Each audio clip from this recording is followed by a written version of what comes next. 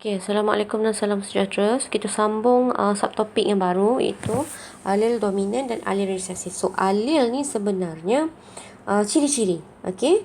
So, dia membawa ciri-ciri yang dominan. Maksudnya dominan tu dia lebih kuat. Resesif tu dia kurang kuat lah. Okay.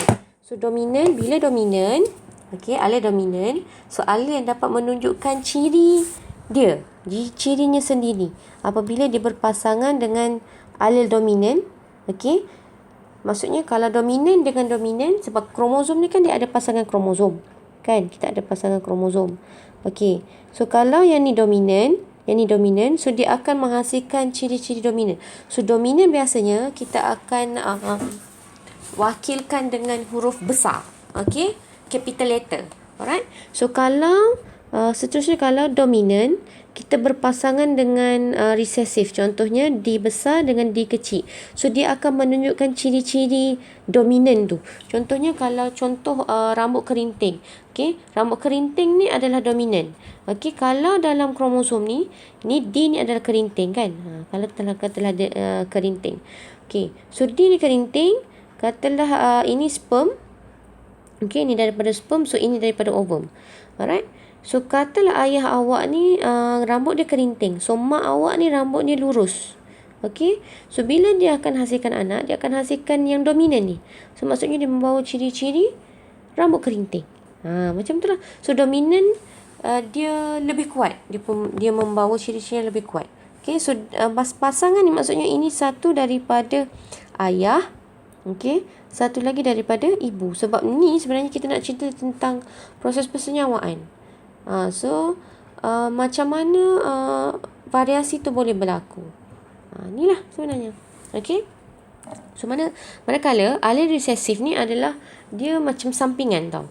So bila dia berpasangan dengan alel resesif sendiri, okey, katalah sperm tu dia membawa alel resesif, ovum pun sama alel resesif, so dia akan membawa ciri-ciri resesif. Katalah ayah rambut lurus, mak pun membawa ciri-ciri rambut lurus, so dia akan hasilkan anak pun rambut lurus juga. Okey. Alright. So dia akan menunjukkan ciri-ciri dia bila dia berpasangan dengan resesif juga. Alright, kalau dominan, bila dominan dengan dominan, okey, dia akan menunjukkan ciri dominan. Kalau dominan dengan resesif, dia akan menunjukkan ciri-ciri dominan. Sebab dominan tu dia lebih menguasai daripada resesif. Tu sebenarnya alel dominan dan alel resesif. So kalau orang tengok dia punya animation yang lebih lanjut, saya akan tunjuk dalam video yang saya cari dari YouTube lah. Alright. So seterusnya kita tengok ni ya. Trait dominan dikawal oleh alel dominan. Okey, trait resesif dikawal oleh alel resesif. Trait ni cirilah dia lebih kurang sama. Okey. So dalam satu kromosom, okey, contohnya satu kromosom. So contohnya yang ni adalah trait. Trait yang membawa ciri-ciri rambut. So yang ni yang membawa ciri-ciri telinga, cuping telinga. So yang ni membawa ciri-ciri lidah. Okey. So yang ni adalah trait. Yang ni kita panggil dia trait. Okey.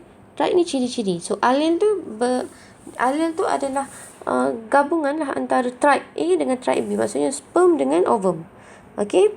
So contoh-contoh alel dominan adalah kebolehan menggulung lidah. So tu dominan. Maksudnya bila ayah dominan boleh gulung lidah, mak pun dominan boleh gulung lidah. So, maksudnya anak dia akan jadi dominan. Maksudnya semua anak-anak dia akan boleh gulung lidah. Faham? So kalau ayah dominan boleh gulung lidah, manakala mak tak boleh gulung lidah, so anak dia mungkin ada yang boleh gulung lidah dan ada yang tak boleh gulung lidah. Faham? Kalau resesif dia akan baru menunjukkan ciri-ciri resesif. Kalau dominan dengan resesif, dia akan tunjukkan ciri dominan. Okey. So ciri-ciri lain, dominan adalah rambut kerinting, kita kelaskan sebagai dominan.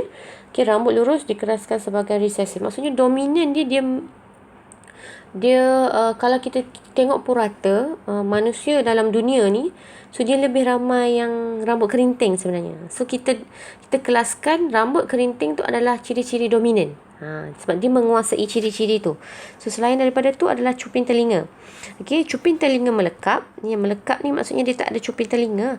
Ni dia tak ada cuping telinga macam tu. So maksudnya cuping telinga dia melekat. Okey, so bila melekap, maksudnya dia adalah alel resesif. So kalau cuping telinga yang jenis macam ni, dia ada cuping telinga ni kan. So ni adalah dominan. Alright. So kalau kerdil adalah resesif sebab kita tengok orang kerdil ni jarang-jarang orang ada. Okey. So dominan ni ramai. Yang tinggi tu ramai. Okey, sebab tinggi tu dominan. Alright. Seterusnya lesung pipit adalah dominan, manakala tidak berlesung pipit adalah resesif. Kita tengok ramai orang yang ada lesung pipit. Yang tak ada lesung pipit tu sebenarnya dia resesif, bukan dia cacat. Cacat lesung pipit ni sebenarnya yang lekuk ni sebenarnya dia tak ada sel dia mati. So sebab tu menyebabkan lesung pipit. Alright. So lagi bulu mata pendek dengan bulu mata panjang. So bulu mata panjang tu adalah dominan. Okey, biasanya manusia normal biasanya, bukanlah manusia, kebanyakan manusia bulu matanya panjang. So kita kelaskan bulu mata panjang tu sebagai dominan. Okey, so resesif tu bulu mata pendek. Jarang-jarang orang ada bulu mata pendek. Alright. So itu sahaja untuk video ni. Alright. So kita akan tengok video untuk alel dan dominan ni, video untuk alel dan dominan. So kita akan tengok video seterusnya tentang topik mekanisme pewarisan ciri pada manusia. So kita akan tengok macam mana awak nak tahu apa tu ciri-ciri anak yang akan dihasilkan. Okey. So itu saja. Sekian. Terima